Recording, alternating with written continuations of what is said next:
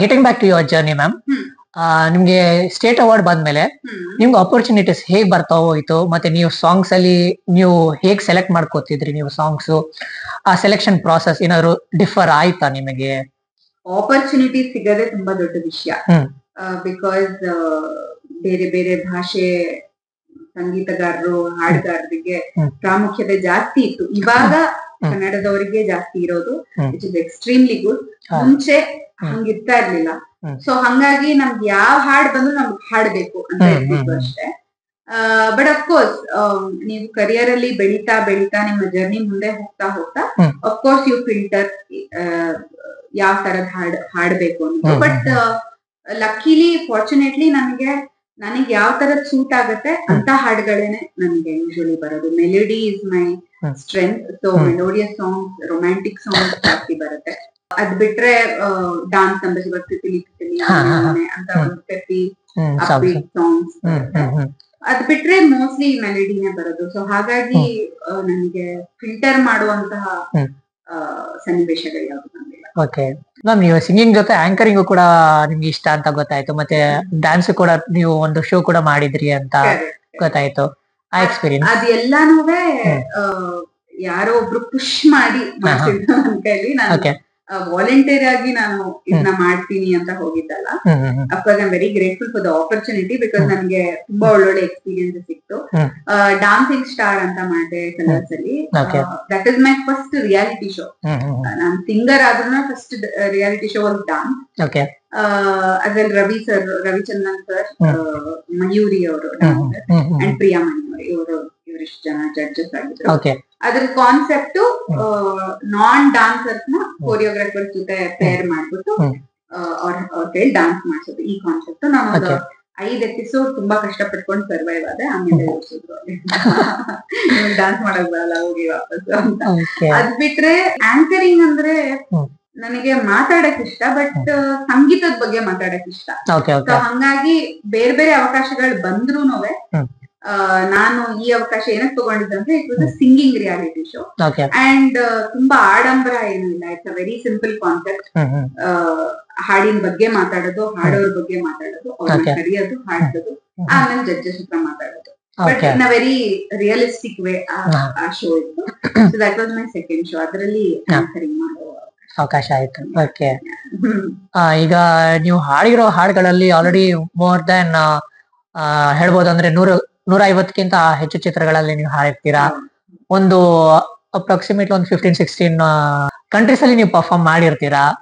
ನಿಮ್ಮ ಫ್ಯಾನ್ಸ್ ಕೂಡ ತುಂಬಾ ಅಂದ್ರೆ ಕ್ಯೂ ಅಂತ ಹೇಳ್ಬೋದು, ಇಲ್ಲ ಆ ಫ್ಯಾನ್ಸ್ ಬಳಗ ಅಂತ ಹೇಳ್ಬೋದು, ಅದು ತುಂಬಾ ದೊಡ್ಡದಲ್ಲ ಮ್ಯಾಮ್. ಹೇಗಿದೆ ನಿಮ್ಗೆ ರೆಸ್ಪಾನ್ಸಸ್?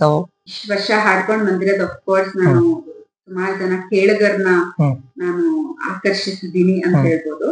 ಫ್ಯಾನ್ಸ್ ಅನ್ನೋದು ತುಂಬಾ ದೊಡ್ಡ ಸ್ಟ್ರಾಂಗ್ ವರ್ಡ್. ಅದು I would like to call them my supporters, ನನ್ನ ವೆಲ್ ವಿಶರ್ಸ್ ಅಂತ ಕರೆಯಕ್ಕೆ ಇಷ್ಟ. ನನಗೆ I don't like to call them fan. So yes, of course ನಾನು ಎಲ್ಲೇ ಹೋದ್ರು ಅಥವಾ ಒಂದು ಪರ್ಫಾರ್ಮೆನ್ಸ್ ಆದ್ಮೇಲೆ ಕೆಲವು ಜನ ನನ್ನ ಮುಖ ಪರಿಚಯ ಇರಲ್ಲ, ನನ್ನ ಹಾಡಿನ ಪರಿಚಯ ಇರುತ್ತೆ. ಸೊ ಅವ್ರು ಕೊಡೋ ಪ್ರೀತಿ ಆ ಕಾರ್ಯಕ್ರಮ ಆದ್ಮೇಲೆ ಅಥವಾ ಕಾರ್ಯಕ್ರಮ ನಡೆಯೋ ಟೈಮ್ ಅಲ್ಲಿ ಅವ್ರು ನನ್ನ ಜೊತೆ ಹಾಡ್ತಾರೆ. ನಾನ್ ಹಾಡಿರೋ ಹಾಡುಗಳನ್ನ ಪೂರ್ತಿ ಮೆಮರೈಸ್ ಮಾಡ್ಕೊಂಡು ಹಾಡುವಾಗ ನನ್ಗೆ ತುಂಬಾ ಖುಷಿ ಆಗುತ್ತೆ.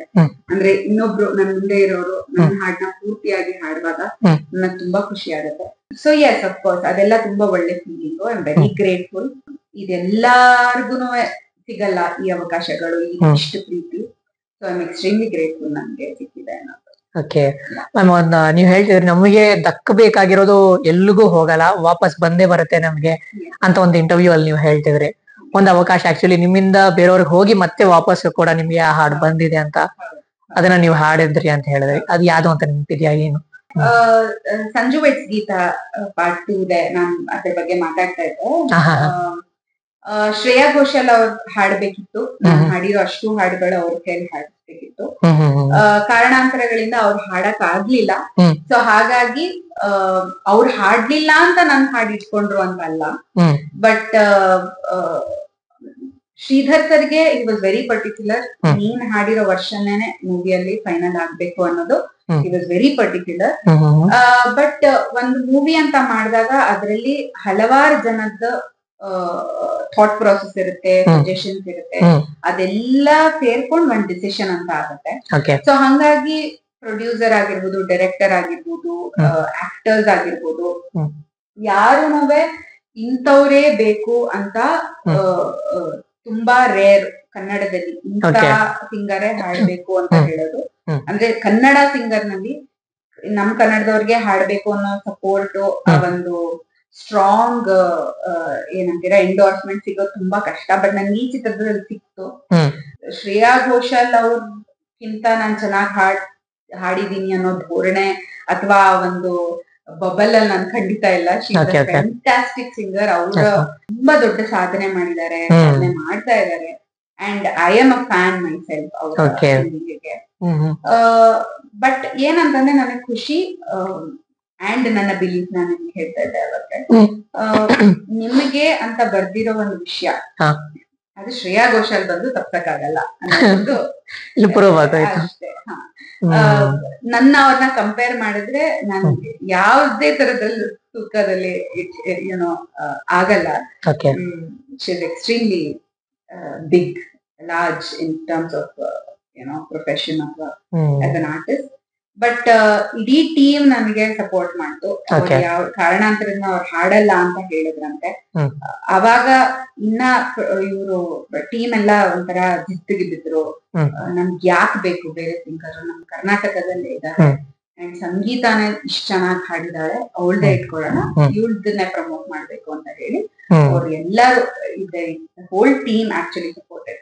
ಶ್ರೀನಗರ ಕಿಟ್ಟಿ ಇರ್ಬೋದು, ರಚಿತಾ ರಾಮ್ ಅವ್ರು ಇರ್ಬೋದು. ರಚಿತಾ ಪರ್ಸನಲ್ ಆಗಿ ನನಗೆ ಮೆಸೇಜ್ ಮಾಡಿ ತುಂಬಾ ಚೆನ್ನಾಗಿ ಹಾಡಿದ್ಯಾ, ಯು ಹ್ಯಾವ್ ಎಮೋಟೆಡ್ ಸೋ ವೆಲ್, ತುಂಬಾ ಈಸಿ ಆಯ್ತು ಆಕ್ಟ್ ಮಾಡಕ್ಕೆ ನಿಮ್ ವಾಯ್ಸ್ ಕೇಳಿಸ್ಕೊಂಡು ಅಂತೆಲ್ಲ. Huge appreciation. ಸೊ ಯಾ, ಆ ಕಾಂಟೆಕ್ಸ್ಟ್ ಅಲ್ಲಿ ನಾನು ಆ ವಿಷಯ ಹೇಳಿದ್ದೆ. ಒಬ್ಬೊಬ್ರು ಸಿಂಗರ್ದು ಕೂಡ ಅವ್ರದೇ ಆದಂತ ಒಂದು ರೆಕಗ್ನಿಷನ್ ಇದೆ.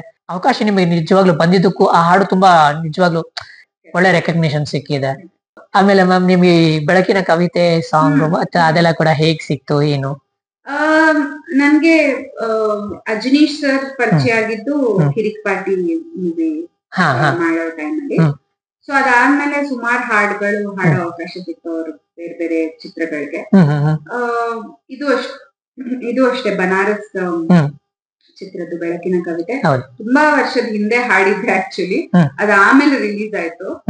ಬಟ್ ಅಗೇನ್ ಆ ಹಾಡು ಸಂಜಿತ್ ಜೊತೆ ರೆಕಾರ್ಡ್ ಮಾಡಿದೀನಿ. ಸಂಜಿತ್ ಹೆಗ್ಡೆ ತುಂಬಾ ಚೆನ್ನಾಗಿ ಹಾಡಿದ್ದಾರೆ. And that song became huge hit. ನಂದು ಆಲಾಪ ಎಂಟ್ರಿಯಲ್ಲಿ ಆಲಾಪ ತುಂಬಾ ಮೆಲೋಡಿಯಸ್. ಹೌದು, ತುಂಬಾ ಜನಕ್ಕೆ ಅದು ಇಷ್ಟ ಆಗಿದೆ.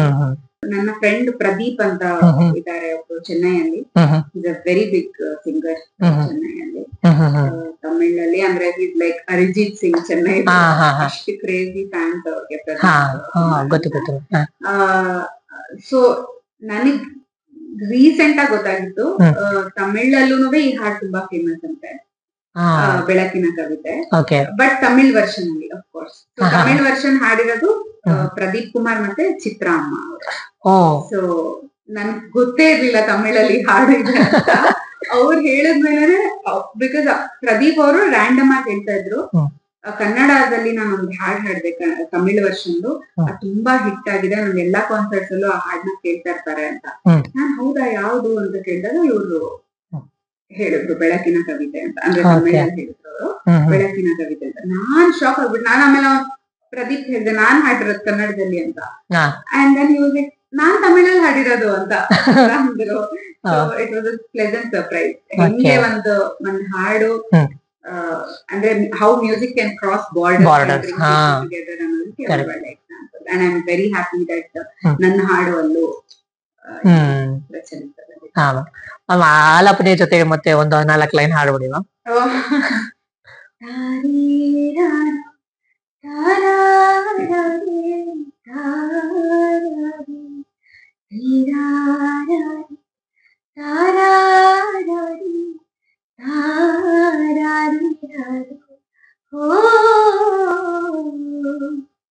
ಬೆಳಕಿನ ಕವಿತೆ ಬೆಳಗಿಗೆ ಸೋತೆ, ಬೆಳದಿಂಗಳೇ ಬೆಳವಣಿಗೆ, ಬಿಸಿಲಿಗೆ ಅಂಗಿ ತೊಡಿಸಿದ ರೀತಿ ಅದೆಲ್ಲನೋ ನನ್ನೊಳಗೆ ಹೀಗೆ ತಾನೇ ಪ್ರೇಮ ಸೆಳೆಯುವ ಧೈರ್ಯ.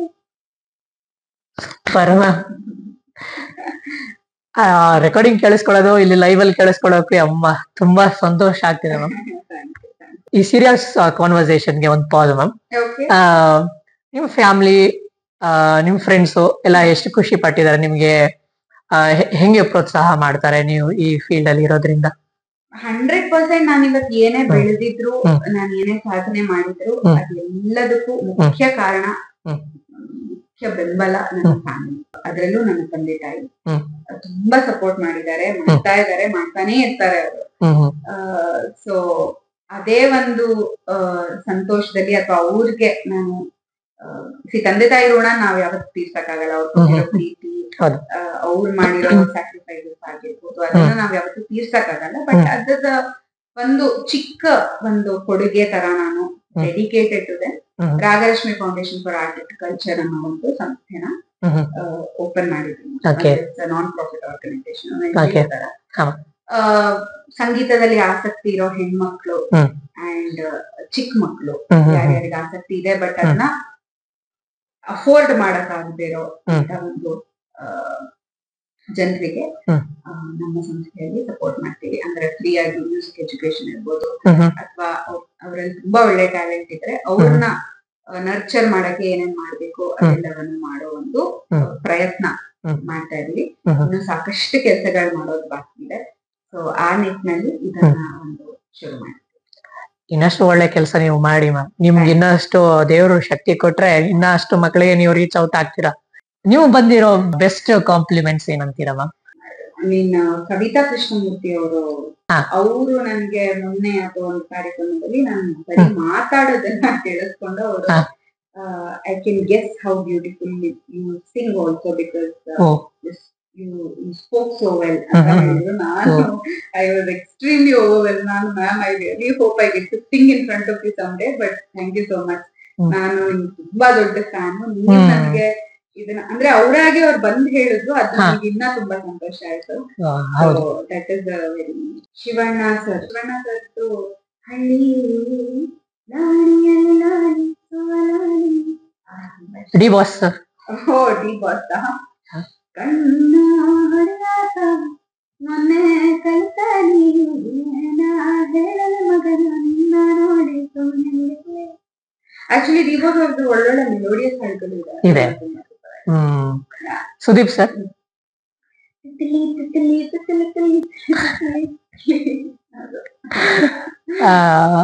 ಉಪೇಂದ್ರ ಸರ್ ಮಸ್ತ್ ಮಸ್ತ್ ಹುಡುಗಿ ಬಂದು ಆರಿರೋ ರಮ್ಯಾ ಮ್ಯಾಮ್ ಓ ಮನಸೆ ಮನಸೆ ನಿನಗೂ ಮನಸಾಯಿತು. ರಿಚಿತರಾಮ್ ಮ್ಯಾಮ್ ಅವರು ಇಲ್ಲ ಅಂದ್ರೆ ನಮ್ದು ರೀಸೆಂಟ್ ಮಳೆಯಂತೆ ಬಾ ಬೆಳಕಂತೆ ಬಾ ಖುಷಿಯ ತಂತೆ ಸುಖಂತೆ ಬಾ ಅಮ್ಮನಿತ್ತ ಮುತ್ತಂತೆ ಬಾ.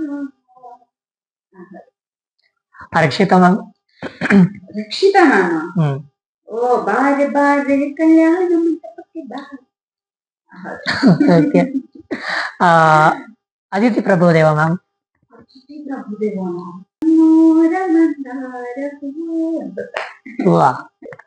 Thank you ma'am. Last question ಅಂತ ಅಂದ್ರೆ ಇಷ್ಟೊಂದು ನೀವು ಮೆಲೋಡಿಯಸ್ ಆಗಿ ಹಾಡ್ತೀರಾ, ಈ ವಾಯ್ಸ್ ನ ನೀವು ಕಾಪಾಡ್ಕೊಳಕ್ಕೆ ಏನ್ ಮಾಡ್ತೀರಾ, ಏನ್ ಟಿಪ್ಸ್ ಹೇಳ್ತೀರಾ ಮ್ಯಾಮ್? ವಾಯ್ಸ್ ನ ಕಾಪಾಡ್ಕೊಳಕ್ಕೆ ಅಂದ್ರೆ ಇವಾಗ ನಾವ್ ಹಿಂಗೆ ಬಾಡಿನ ಫಿಟ್ ಆಗಿ ಇಟ್ಕೊಳಕ್ಕೆ ಅಥವಾ ನಮ್ಮ ಬಾಡಿ ಹೆಲ್ತ್ ನ ಮೇಂಟೈನ್ ಮಾಡಕ್ಕೆ ನಾವು ವರ್ಕೌಟ್ ಮಾಡ್ತೀವಿ. ಅದೇ ತರ ನಮ್ vocal quality vocal card correct ಆಗಿ ಇಟ್ಕೊಳಕ್ಕೆ ನಾವು ವರ್ಕೌಟ್ ಮಾಡ್ಬೇಕು, ಅಂದ್ರೆ ಅಭ್ಯಾಸ ಮಾಡ್ಬೇಕು. ಬೇಸಿಕ್ ವೋಕಲ್ ಎಕ್ಸರ್ಸೈಸಸ್ ಇರುತ್ತೆ, ಅಥವಾ ನಾವು ಸಂಗೀತ ಪಾಠ ಕೇಳಿ ಹೋಗ್ತೀವಿ, ಅಲ್ಲಿ ಮೇಷ್ಟ್ರು ಏನ್ ಹೇಳ್ತಾರೆ ಅದನ್ನ ಕೇಳ್ಕೊಂಡು ಕರೆಕ್ಟ್ ಆಗಿ ಅಭ್ಯಾಸ ಮಾಡ್ಬೇಕು.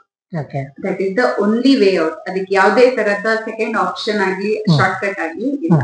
ಪ್ರಾಕ್ಟೀಸ್ ನಿಮ್ ಸೀಕ್ರೆಟ್ ಏನಾದ್ರು ಹೇಳ್ತೀರಾ ಮ್ಯಾಮ್ ಇದು ಮಾಡೋದು? ಏನು ಸೀಕ್ರೆಟ್ ಇಲ್ಲ, ಪ್ರಾಕ್ಟೀಸ್ ಮಾಡ್ಬೇಕು. Absolutely no secret. ನಾ ಹೇಳದ್ನಲ್ಲ, ನೀವ್ ಅಭ್ಯಾಸ ಮಾಡಿದಷ್ಟು ನಿಮಗೆ ಒಳ್ಳೇದು ಅಷ್ಟೇ. ಪ್ರಾಕ್ಟೀಸ್ ಮೇಕ್ಸ್ ಮ್ಯಾನ್ ಪರ್ಫೆಕ್ಟ್ ಅಂತಾರಲ್ಲ, it's extremely important that you practice well every day. Okay, ನೀವು ಈ ತರ ಡಯಟ್ ಅಂತ ಏನಾದ್ರು ಮೇಂಟೈನ್ ಮಾಡ್ತೀರಾ ಮ್ಯಾಮ್? ಅಯ್ಯೋ ಇಲ್ಲ. Are you a foodie? I am a big foodie. ನನಗೆ ಊಟ ಮಾಡೋದು ತುಂಬಾ ಇಷ್ಟ. ನಾನು ಬೆಳಗ್ಗೆ ಎದ್ದೇಳದೆ ನಾನು ಏನ್ ತಿಂಡಿ ತಿನ್ಲಿ ಅನ್ನೋ ಒಂದು ಇಂಟೆನ್ಷನ್ ಇಂದಾನೆ ನಾನು ಹಾಸಿಗೆಯಿಂದ ಎದ್ದೇಳೋದು. Favourite breakfast ma'am? Idli. Okay. Idli, vada, chutney. ನಾನು ಇಡ್ಲಿನ 3 ಹೊತ್ತು ತಿನ್ನಬಲ್ಲೆ. ಮಧ್ಯಾಹ್ನ ಊಟಕ್ಕೆ, ರಾತ್ರಿ ಊಟಕ್ಕೆ, ಸ್ನಾಕ್ಸ್ಗೆ, ಎಲ್ಲದಕ್ಕೂ ಇಡ್ಲಿ ತಿನ್ಬೋದು ನಾನು. ನಂಗೆ ಇಡ್ಲಿ ತುಂಬಾ ಇಷ್ಟ. Favourite spot to hang out? Favourite spot to hang out ಮನೆ. ಓಕೆ. ನಮ್ ಮನೆ. ಊಟ ಮಾಡಕ್ಕೆ ಮ್ಯಾಮ್? ಊಟನೂ ಮನೆ ಊಟನೇ ಇಷ್ಟ ಆಗ್ತಿದೆ. ಓಕೆ, ಆಚೆ ತಿನ್ನಕ್ಕೆ ಅಷ್ಟು ಇಷ್ಟಪಡಲ್ಲ. ನಾವ್ ಇಷ್ಟು ಸುತ್ತಾ ಇರ್ತೀವಿ, ಮನೆ ಊಟ ಮಾಡಕ್ಕೆ ಸಿಗೋದು ತುಂಬಾ ಕಷ್ಟ. ಸೊ ನನಗೆ ಮನೆ ಊಟ ಇಸ್ ಲಕ್ಸುರಿಯಸ್. ನಮ್ಗೆ ಅದು ನಮ್ಮ ಅಮ್ಮ ಮಾಡಿರೋ ಊಟ ಅಥವಾ ನಮ್ಮ ಅತ್ತೆ ಮಾಡ್ಕೊಡೋ ಅಡಿಗೆ ಅಂದ್ರೆ ನನಗೆ it's like luxury. 3 AM friend I can reach out to? I have one friend. I have my best friend. ಅವಳನ್ನ ಕಡ್ಡಿ ಅಂತ ಕರೆಯೋದು. ಯಾಕಂದ್ರೆ ಅವಳು ನಮ್ ಕಡ್ಡಿ ಎಷ್ಟು ದಪ್ಪ ಇರುತ್ತೋ ಅಷ್ಟೇ ದಪ್ಪ ಇರೋದು ಅವಳು. ಸೊ ಅವಳ ಮೈಯಲ್ಲಿ ಬರೀ ಗಾಳಿ ತುಂಬಿಕೊಂಡಿದೆ ಅಷ್ಟೇ, ಅದು ಬೇರೆ ಏನೂ ಇಲ್ಲ. ಸೊ ಅದಕ್ಕೆ ಕಡ್ಡಿ. ಬಟ್ ನನ್ಗೆ ಅವಳು ಇವಾಗ ಸುಮಾರು 30 ವರ್ಷದಿಂದ ಅವಳ ಪರಿಚಯ.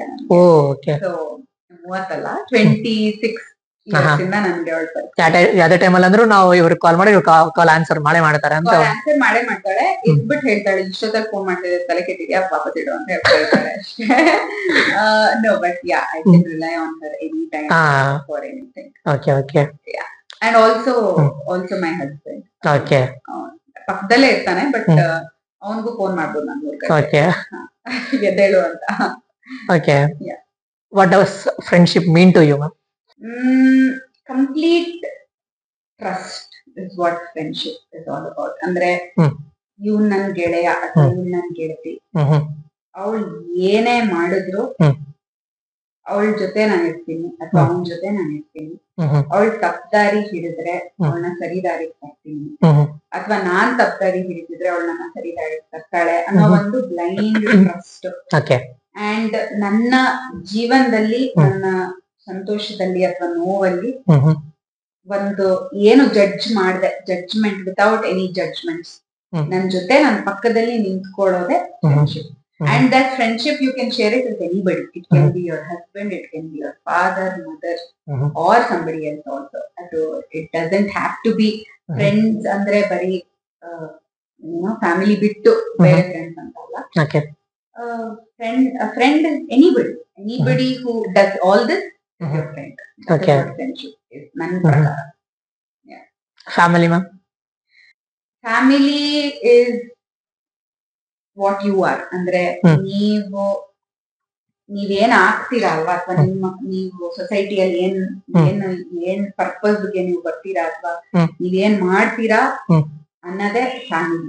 ನಿಮ್ಮ ಫ್ಯಾಮಿಲಿ ಸಪೋರ್ಟ್ ಇದೆ ಅಥವಾ ನಿಮ್ಮ ಫ್ಯಾಮಿಲಿ ಇದೆ, ಅಥವಾ family something you come back to. ನೀವೇನೋ ಕೆಲಸ ಮಾಡ್ತೀರಾ, ಎಷ್ಟು ಸಾಧನೆ ಆದ್ರೂ ಮಾಡ್ಬೋದು, ನೀವು ಮನೆಗ್ ಬರ್ತೀರಲ್ಲ, ದಟ್ ಮನೆ ಇಸ್ ಯುವರ್ ಫ್ಯಾಮಿಲಿ. ನೀವು ಅನ್ಕೊಂಡಿರೋ ಸಿಂಗರ್ಸ್ ಜೊತೆ ಎಲ್ಲರ ಜೊತೆ ನೀವು ಡಿಬೇಟ್ ಹಾಡಿದ್ದೀರಾ ಮ್ಯಾಮ್? ಯಾವಾಗಾದ್ರೂ ಹಾಡಕ್ಕೆ ಅವಕಾಶ ಸಿಕ್ಕಿದ್ಯಾ ಅವ್ರ ಜೊತೆ? ಆಕ್ಚುಲಿ ಹರಿಹರನ್ ಸರ್ ಜೊತೆ ಹಾಡ್ಬೇಕು ಅನ್ನೋ ತುಂಬಾ ಆಸೆ. ಚಿಕ್ಕೋಳಿರುವಾಗಿಂದ ನನಗೆ ಸಿಕ್ಕಾಪಟ್ಟೆ ಇಷ್ಟ ಹರಿಹರನ್ ಸರ್ ಜೊತೆ ಒಂದ್ ಡುವೆಟ್ ಹಾಡ್ಬೇಕು ಅಂತ. ಆ ಅವಕಾಶ ಇನ್ನ ಸಿಕ್ಕಿಲ್ಲ. ಸೋನು ನಿಗಮ್ ಅವ್ರ ಜೊತೆ ಹಾಡ್ಬೇಕು ಅಂತ ಇತ್ತು. ಬಹಳಷ್ಟು ಹಾಡುಗಳನ್ನ ಹಾಡಿದೀನಿ ಇಷ್ಟು ವರ್ಷದ ಕರಿಯರ್ ಅಲ್ಲಿ. ಹರಿಹರನ್ ಸರ್ ಜೊತೆ ಅವ್ರನ್ನ ಮೀಟ್ ಮಾಡ್ಬೇಕು ಅಂತ ನಿಮ್ ಮೈಂಡ್ ಅಲ್ಲಿ ಇನ್ನೂ ಇದೆ ಆ ಮಾತು? ಖಂಡಿತ ಇದೆ. ಅಂಡ್ AR ರೆಹಮಾನ್ ಅವ್ರಿಗೆ ಹಾಡ್ಬೇಕು ಅನ್ನೋದು ತುಂಬಾ ಆಸೆ ಇದೆ. ಐ ಆಮ್ ಟ್ರೂಲಿ ಹೋಪಿಂಗ್ ನನ್ನ ಹಾಡು ಎಷ್ಟು ವರ್ಷ ನನ್ನ ಕೈಲಿ ಹಾಡಕ್ಕಾಗುತ್ತೋ ಅಷ್ಟು ವರ್ಷದೊಳಗೆ ರೆಹಮಾನ್ ಸರ್ಗೆ ಒಂದು ಹಾಡು ಆಸೆ ಬೇಗ ನೆರವೇರ್ಲಿ ಮ್ಯಾಮ್. ನಿಮ್ ಫ್ಯೂಚರ್ ಪ್ಲಾನ್ಸ್ ಏನು ಮ್ಯಾಮ್? ಫ್ಯೂಚರ್ ಪ್ಲಾನ್ಸ್ ಏನೂ ಇಲ್ಲ ಕಿರಣ್. ಎದ್ದೇಳ್ಬೇಕು ಬೆಳಗ್ಗೆ, ಅವಾಗ ಫ್ಯೂಚರ್ ಅಂತ ಗೊತ್ತಾಗತ್ತೆ ನಾಳೆ ಬೆಳಗ್ಗೆ ಎದ್ರೆ. ಬಟ್ ನನ್ನ ಏಮ್ ಏನು ಜೀವನದಲ್ಲಿ, ನಾನು ಗೊತ್ತಿದ್ದು ಯಾರಿಗೂ ಒಬ್ಬರಿಗೆ ನೋವು ಮಾಡಬಾರ್ದು. ನನ್ ಕೈಲಿ ಎಷ್ಟಾಗತ್ತೋ ಅಷ್ಟು ಸಹಾಯ ನಾನು ಮಾಡ್ಬೇಕು. ನನ್ ಕೈಲಿ ಎಷ್ಟಾಗುತ್ತೋ ಅಷ್ಟೇ. ಓಕೆ ಒಳ್ಳೆ ಹಾಡ್ ಒಳ್ಳೆ ಹಾಡುಗಳನ್ನ ಮಾಡ್ಬೇಕು. ಓಕೆ ನನ್ ಕೈಲಿ ಎಷ್ಟಾಗತ್ತೋ ಅಷ್ಟು ಒಳ್ಳೆ ಕೆಲಸಗಳನ್ನ ಮಾಡ್ಬೇಕು. ಓಕೆ ಆ ಒಳ್ಳೆ ಊಟ ಮಾಡ್ಬೇಕು, ಒಳ್ಳೆ ನಿದ್ದೆ ಮಾಡ್ಬೇಕು, ಒಳ್ಳೊಳ್ಳೆ ಜಾಗಗಳು ನೋಡ್ಬೇಕು. ಇಷ್ಟೇ. ಮ್ಯೂಸಿಕಲಿ ನಿಮ್ ಇನ್ಸ್ಪಿರೇಷನ್ ಮ್ಯಾಮ್? ಮ್ಯೂಸಿಕಲಿ ನನ್ನ inspiration is everybody who is working hard in achieving something in music. Thank you ma'am, ತುಂಬಾ ಚೆನ್ನಾಗಿತ್ತು ನಿಮ್ದು ಇಂಟರ್ವ್ಯೂ.